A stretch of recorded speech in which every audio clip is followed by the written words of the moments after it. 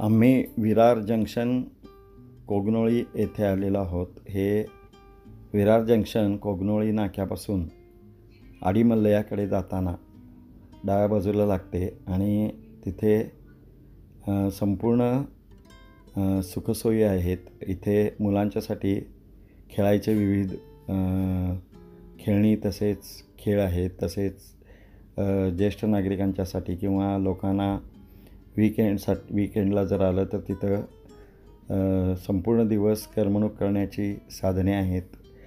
खूप सुंदर असं व्हेजिटेरियन आणि नॉन व्हेजिटेरियन रेस्टॉरंट आहे. शिवाय इथे जेवणाची सोय आहे आणि संपूर्ण दिवस इथे एक दिवस राहून लोक पिकनिकसाठी इथे येऊ शकतात. आणि कोल्हापूरपासून साधारण 20 किलोमीटर अंतरावर हे विरार जंक्शन आहे.